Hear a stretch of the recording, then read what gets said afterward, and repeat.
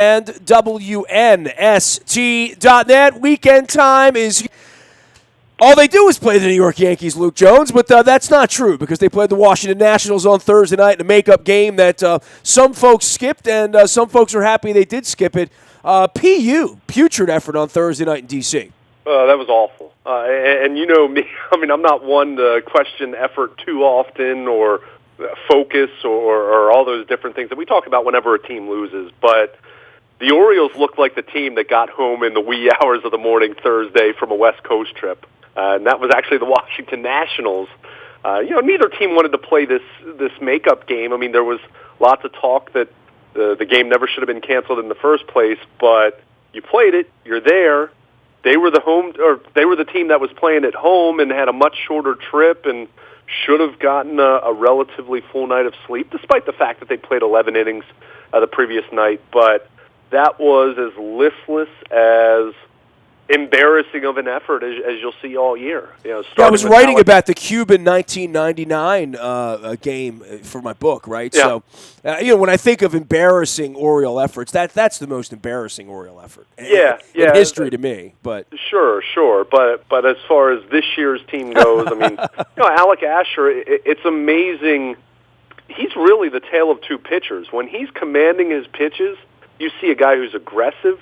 He's willing to attack hitters. I mean, this guy doesn't have great stuff. I mean, we know that. But when he's commanding his pitches, you see someone who shows no fear. He's willing to attack, pitch inside, do all those different things. But when he's not commanding his pitches, he goes into complete slow down, deliberate. I don't know what you call it. I mean, it's bad. Even when Wade Miley stinks, he pitches quickly.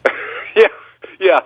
He can get to 70 pitches quicker than anybody. I saw it myself on Wednesday night. At least Wade Miley's 83 pitches on Wednesday night was a little bit of a brisker pace than Alec Asher throwing 83 pitches through, 3 innings on Thursday night. I mean, just brutal. And on the flip side, a guy who had been pitching really, really poorly in Joe Ross ends up striking out 12 in 7 1/3 innings. You kidding me? And I get it. Adam Jones had the night off, tired legs. They're trying to give him some rest. I think still lingering effects of that ankle and hip issue that he had a while back.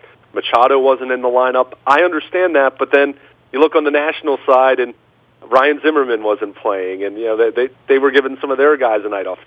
Murphy wasn't playing. So, I mean, it's just you chalk it up to, thank goodness it's only one loss, but that was listless. That was an embarrassing effort in D.C. on Thursday night, on a night when there were quite a few Orioles fans down at Nationals Park, so not a good showing whatsoever.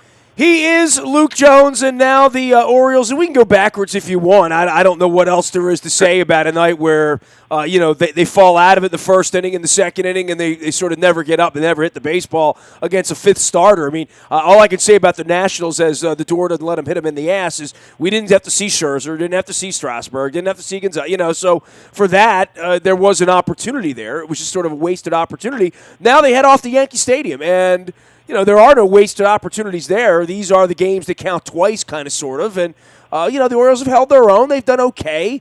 But this is one of those weekends they can't go up there and get their butts kicked in the Bronx.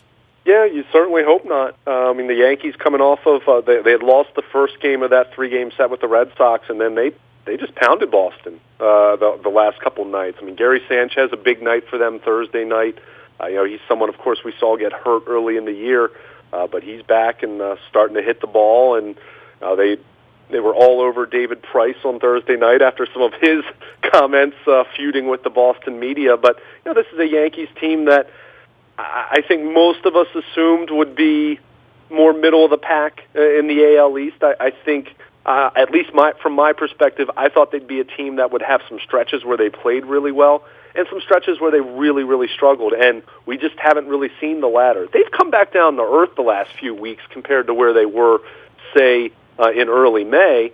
They're 11 games over 500 going into this series, but, they've been a 500 team for 5 weeks, right? Yeah, exactly. They've kind of, they've taken a profile. The Orioles have gone way backwards from where they were being 12 over, but the Yankees have kind of just treaded water from that right around that same data point. Well, you don't fear any of their pitchers. I mean, that's really the issue. I mean, Tanaka looks to be... He's been awful. Yeah, well, he looks to be their best guy who's been awful, kind of maybe in some sort of Tillman kind of way or Gausman kind of way for the Orioles. But, I mean, I've seen Tanaka look like the best pitcher on earth before the injury. Yeah, I mean, the thing is, the elbow was a couple years ago for him. I mean, that's he's pitched in plenty of good games since then. So I don't know if it's a recurrence of that or if it's just he's just not pitching well. But he's been awful.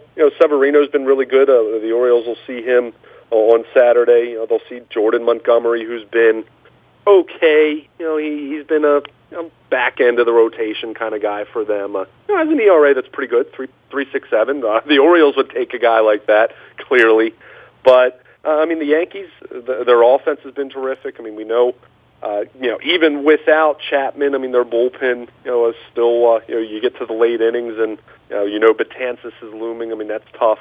But I mean their offense. I mean they continue to hit the baseball. They scored 17 runs against the Red Sox over the final 2 games of that series. And that's what you're going to be dealing with. I mean, the Orioles felt that pain when they were in the Bronx back draft weekend, when of course the Orioles blew the big Friday night lead. They got clobbered on Saturday, and had to try to salvage that that Sunday victory that they had. So not going to be easy. But the good news is Dylan Bundy going to the Hill. Gausman, who has a pretty good history, of some of his issues this year notwithstanding, but a pretty good history against the Yankees.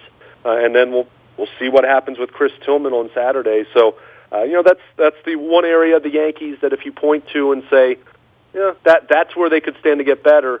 It's starting pitching, and I would assume if the Yankees continue to be leading the way in late July, you're going to be seeing them in the market trying to add another starting pitcher because by all indications, this team's going to be in it for the duration, and they've been the class of the division so far. Orioles throwing their top 3 starters this weekend. Interesting by Buck to sort of set that up in a week when they were going to have 2 off days. You only wind up having 1 day. But Bundy, Tillman, and Gausman, I don't know that you can ask for more in a division game when you're battling a team you're going to be battling all year. It's a pretty big weekend. I mean, you don't have so many games left with the Yankees to be able to fret these away and lose a couple of them. Yeah, I mean, it really is, and it's been amazing how much they've played the Yankees and the Red Sox. I mean, the Red Sox, they've played 13 times already. Yankees, they've played quite a bit as well, so you have to take advantage. These games are of the utmost importance. It's not as though if you go and lose 2 out of 3, the season's over. We know that. There's no outcome this weekend that's going to change anything dramatically. But if you sweep them, you're in first place. Sure. You go in there and sweep them, suddenly you're feeling way better about things, way better. Well, this will be their last time to do that for a couple of months, right? Yeah, and I mean it would be a lot to expect that just based on how things are going right now. The bullpen's been overworked the last couple of nights. I'm assuming we'll see at least a roster move or 2 over the course of the weekend. That's just kind of how these things work.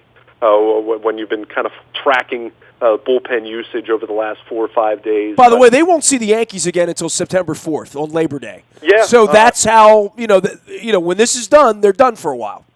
Yeah, which might be a good thing depending on how this weekend goes. But it is your last chance to directly be able to make up some ground and not have to count on other teams. So not going to be easy. But as you pointed out, they have. From a starting pitching standpoint, well, I mean, the one guy you feel really good about, Dylan Bundy, and then after that, you're hoping Chris Tillman, whose velocity has been a little bit better his last couple times out. Command still isn't where it needs to be, but you're hoping he can build on that and give them at least a representative effort. And you hope Kevin Gausman, who still isn't where he needs to be, but has been better over the last 3.5 weeks, you're hoping that he can recapture some of that magic he's had against the Yankees in the past anyway. So from that standpoint, I don't know if I ever loved the Orioles' chances going into Yankee Stadium, especially the way the Yankees have been hitting the baseball, but it could be worse looking at it from a starting pitching standpoint, I suppose. All right, well, while the Orioles were spending Thursday night down in D.C. getting their asses kicked, you spent the afternoon at Owings Mills with John Harbaugh. First time he's had a chance to meet the media since the Dennis Pitta injury. I know the Tavon Young injury was kind of fresh last week. We're heading into minicamp. Little weekend preview for the Ravens, who will all be together beginning on Monday out in Owings Mills. Yeah, this coming week we'll have mandatory minicamp. We'll see if Terrell Suggs is on the field. I know Suggs has been in the building. I've seen him with my own eyes. He's been there. He's been there regularly. But mandatory minicamp week, we assume we'll see him out there. I know Harbaugh has said that he held him out of OTAs. I don't think there are too many others of the veterans. I mean, Marshall Yanda's still recovering from off-season shoulder surgery. Same with C.J. Mosley. So I'm not sure from an attendance standpoint if you're going to see anything dramatically different than what we've seen in OTAs. Most of the veterans have been there. I know Ladarius Webb wasn't there last week, but he was out there running around on Thursday.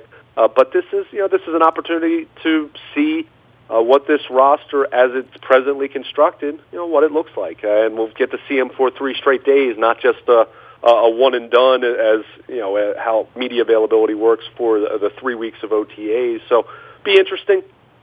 Certainly going to be interesting to see if, in fact, the Ravens bring in a wide receiver. We know Jeremy Maclin was at the facility Wednesday evening through Thursday afternoon, left without a deal, and I'm guessing, and based on how it's worked with him in Buffalo and now in Baltimore, I'm guessing there's a financial aspect to this, that what he's asking for isn't exactly in line with what the Bills or the Ravens have offered to this point.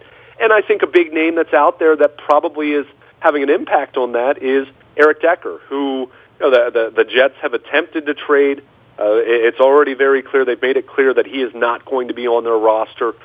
So how much does that factor into the Ravens not necessarily giving Maclin their absolute best offer? I think that's a factor there. I think that's a reality there. And if you have both of those guys out there and available, you're hoping that you can maybe play one off of the other and bring one of them in. Now, if you don't get either of those guys, then it backfires big time. But we know the Ravens don't have a ton of cap room. We know that they have some other areas that they should address at least. I'm not convinced that they will, but right tackle, James Hurst has been lining up there. That doesn't inspire confidence. We've talked about the center position. But you get the sense now, especially after the Dennis Pitta injury, how I thought. I know we talked about this plenty long before Pitta got hurt and is now out of the equation. But they need to add another pass catcher. They need to have another reliable third down option for Joe Flacco, and either Jeremy Maclin or Eric Decker, if healthy, and that's a question mark for both of those individuals. One of those guys can come in and really serve that role nicely for the Ravens. And at this point, with Maclin leaving the building without a deal, you do wonder if the Ravens kind of set their focus a little more towards getting something done with Decker.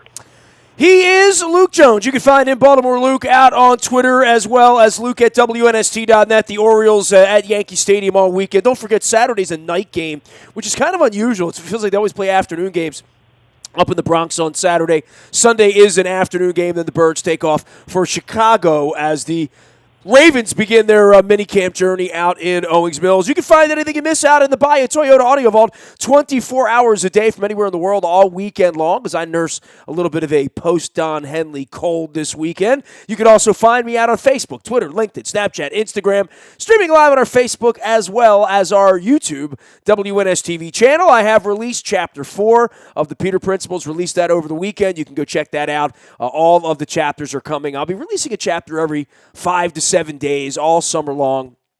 There are currently 6 chapters available up online right now. I will outline all of them and bring them out to the front of the website at WNST.net as well. I am Nasty at WNST.net. We are WNST.net AM 1570 and WNST Towson, Baltimore, and we never stop talking Baltimore sports.